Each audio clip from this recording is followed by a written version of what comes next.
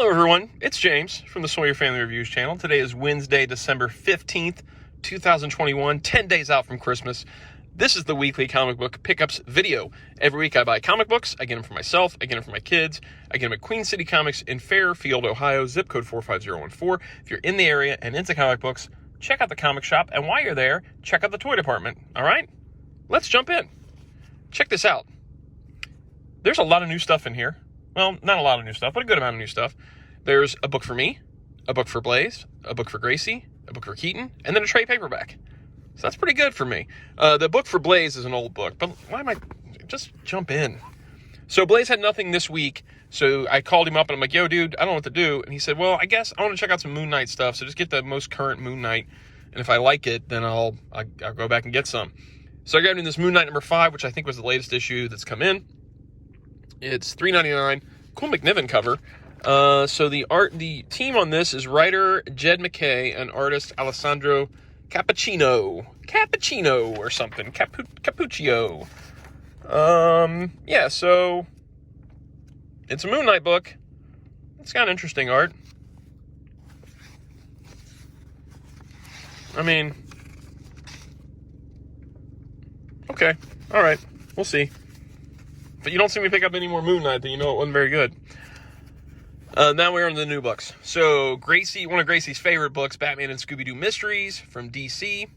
One of like 4 DC titles I still buy. 4? Is it 4? Batman 89. Superman 78. Batman and Scooby Mysteries. I guess one of 3. One of 3 cover of DC books I still read. $2.99. Your team. Let's find out about your team. So this is just crossing over Batman and Scooby-Doo. Look at this. Look at this. Look at this Indiana Jonesy type guy. Riddler's in this one. There's your team. Sholly Fish, drawn by Scott Geralds.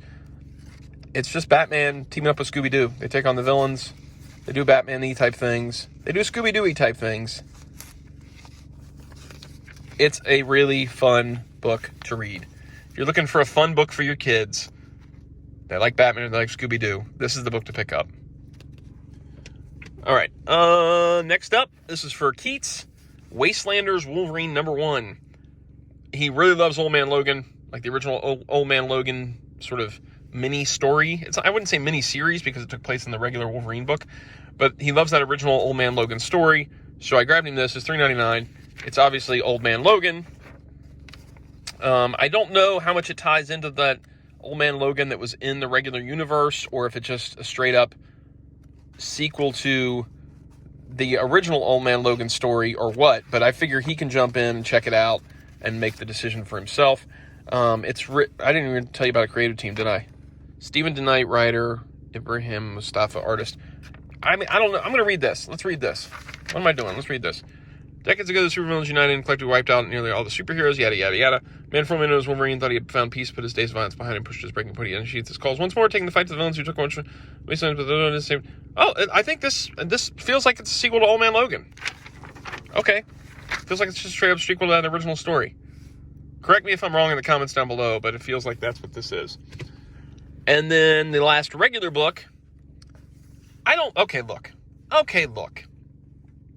I read the original IDW Turtles for a while. I want to say I read at least the first 30 issues or so, and I really enjoyed it. I don't know why I trailed off. I do have all of the hardcovers, though. I have all the IDW Ultimate Collections, the Turtles IDW collections.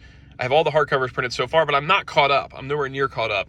And every time I see a new one come in, I'm like, you know what? I should just buy a new one and just start in. Or I should buy a new one, and then when I'm done with my hardcovers, I can just go back and read the issues. But I've resisted. And then for some reason today, when I saw this variant Eastman cover of a holiday cover, I was like, you know what? I'm buying it. I'm just going to buy it. So I bought it. And then I also saw we had the retailer incentive cover, which is a very Eastman and Laird style Ninja Turtles on the cover. I was like, you know what? I'm getting the retailer incentive too. I don't know why I'm doing this, but I'm doing this. I do weird things. I make decisions that sometimes don't make sense to anybody but myself, but I did it. So then I grabbed this and I flipped through it, and it looks like, so this is by Kevin Eastman and Tom Waltz, who's been doing the book for a while. Stories, Sophie Campbell. They just did the story consulting. Sophie Campbell did the story and Ken Gehring did art. As I started to flip through it, I realized it's like a silent issue. And I'm a big fan of the occasional silent issue in a book. Starting back with G.I. Joe number 21. I'd like me a silent issue. So I'm looking forward to reading this, looking at this, and understanding this, something like that. This frustrates me. Last Ronin 5 is not out until February of next year. That's the latest date. That's ridiculous. So I don't know. I grabbed that. I probably won't be able to follow what's going on, but I'm still going to flip through it. And maybe I'll just keep getting them and then saving them up until I'm caught up on those hardcovers. Who knows? Okay. And then the last thing in here is a big old honkin' trade paperback. Spawn. It's like weighing me down. Spawn Compendium Volume 2. I have the first Spawn Compendium.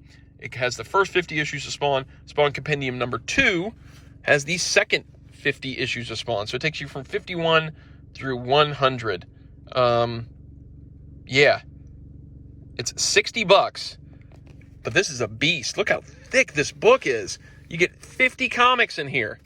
The one bummer, and they did it again this volume, is they don't include the covers.